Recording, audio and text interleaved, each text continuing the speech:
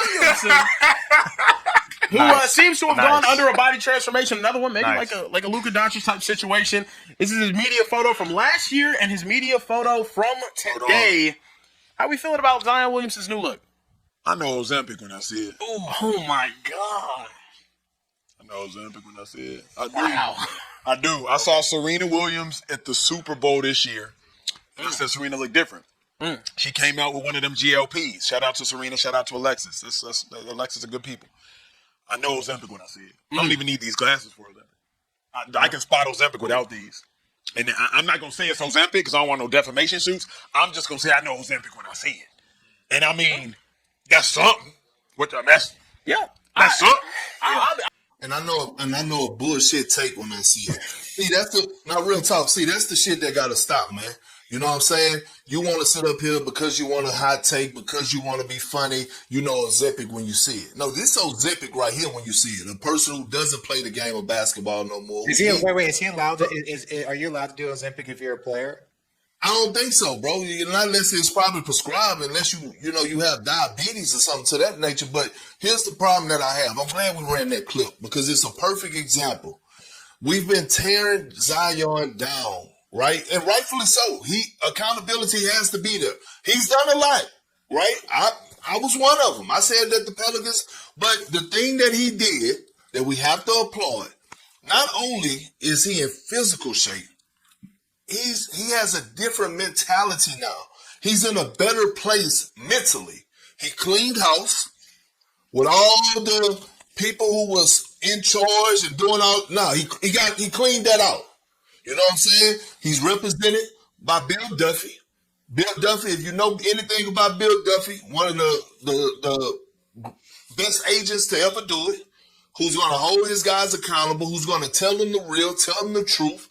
Okay, now you got Joe Dumars, you got Troy Weaver in there, right, in the front office. And I'm going to tell you, see, Troy Weaver is that type because Troy Weaver, it was the reason that I got traded to Oklahoma City, right? Troy Weaver was one of those guys that recruited me when he was at Syracuse during the time I was coming up through high school. So he had he had something for me. You know what I'm saying? Him and Sam Presti, when they made the trade for me.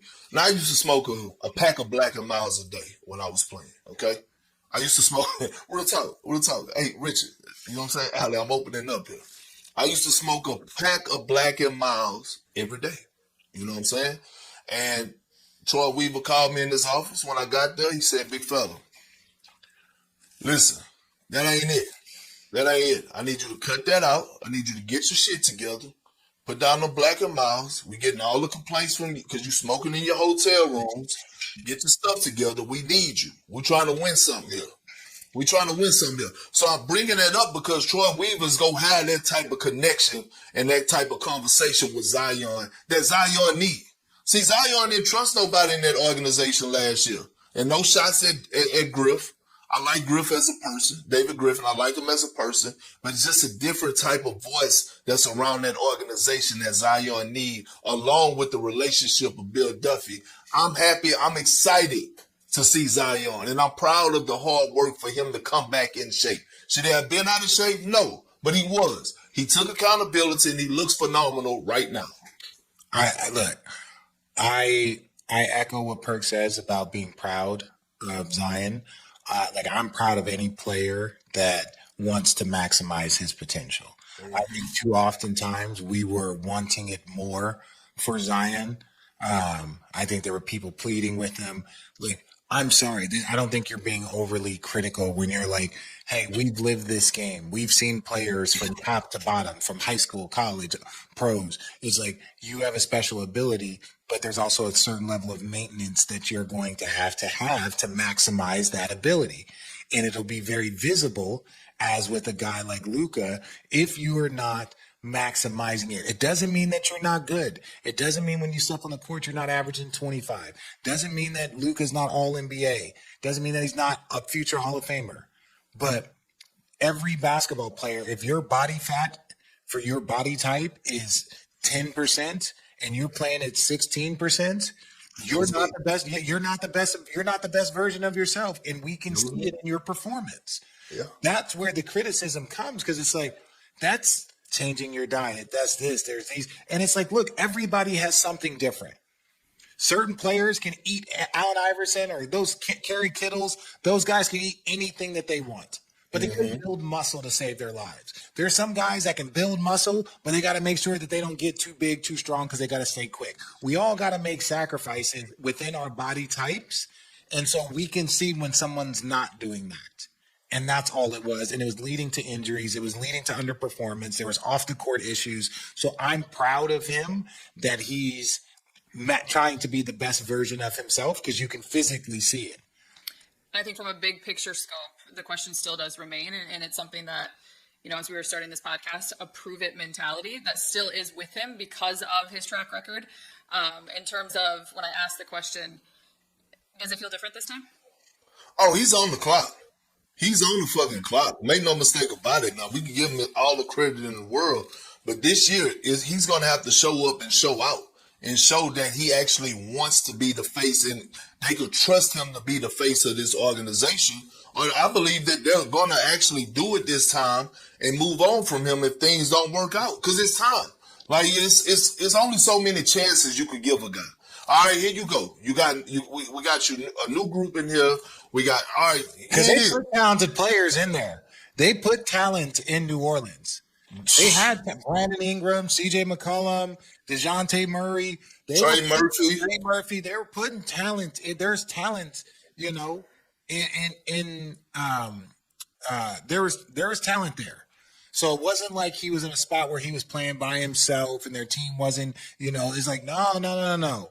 He had some young horses in there. Maybe probably should have been a couple more veterans, but it wasn't like there was a lack of talent in New Orleans for these last 3 years at all. Can you win with him as your best player? Well, win a championship. Well, no, wait. We haven't seen him play in the postseason, like in the championship. This was one of the things. Go back to when they lost in the in-season tournament. He looked heavy, right? Now, this is a guy that's playing, 35 minutes a night. He loses all that weight by the end of the season, right? Mm-hmm. But then he got hurt in the postseason.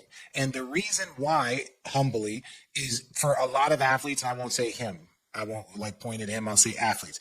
If you're already working to the damn near red zone during the season, and now you try and lose 20 pounds in the season, and you're playing, that means you're having to do extra. You're pushing your body into the red.